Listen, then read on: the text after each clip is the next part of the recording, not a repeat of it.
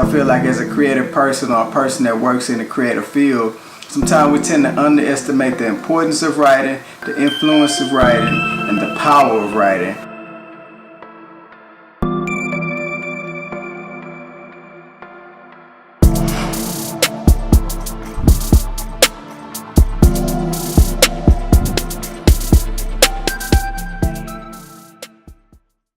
Hey, what's up? It's James E. Walker, man of many hats, artist of many acts.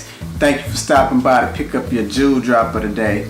And if you're new to this segment, you know that my goal with these episodes is simply to help other creatives stay creative in hopes that you'll be inspired to get up off your ass and make something happen. So in this video, I want to talk about the topic of writing, because I feel like as a creative person or a person that works in the creative field, sometimes we tend to underestimate the importance of writing, the influence of writing, and the power of writing. Here's one thing to think about, because a lot of people don't realize that the act of writing alone is actually an art within itself. But I see a lot of creative people that actually avoid the act of writing, and some even just dread the thought of writing because of the amount of work and the amount of practice that it takes.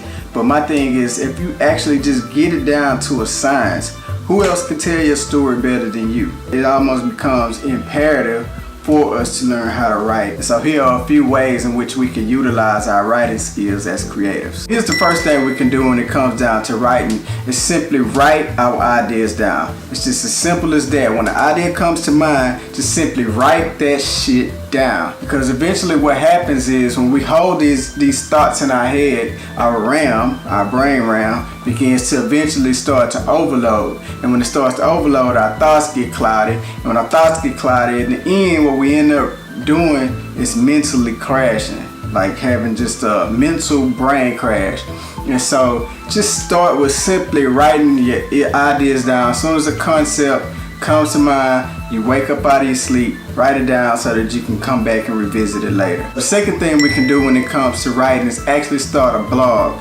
And you can use this blog to actually just document, the things that you're working on right now. It's something that I actually need to work on more myself, which I can be documenting and writing about my creative process. But let's just say you might not have, a creative process. You can still use blogging as a way to write about the things that you're interested in, the things that you're doing right now, or the things that you want to do. The third thing you can do is actually start a vlog, which is actually a video blog, which you can just take a camera and film yourself, or you can use audio. So let's just say if you're driving or something like that. For those of you that struggle with writing, this is the easiest way to actually start getting these ideas out of your head. No one has to see the video, no one has to hear the audio. Come back and listen, edit, and then write down the thoughts that you're actually having. This is great for people that's actually good with just coming up with stuff off the dome, or you freestyle. This is an excellent way to actually enhance your writing even when you don't like writing.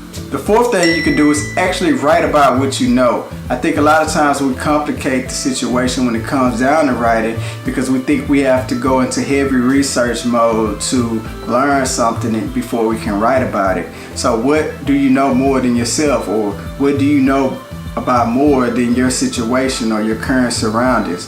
Start with what you know. I feel like it's the easiest way to gain momentum, because you can just get right into it. The fifth thing that we can do, as Austin Kleon says, is still like an artist. This is something that I feel like a lot of creators don't take advantage of, the opportunity to stand on the shoulders of giants. As the quote says, that the dwarf that stands on the shoulder of the giant can see further than the giant. And so what we have to realize is allowing ourselves to be inspired by multiple personalities and writers.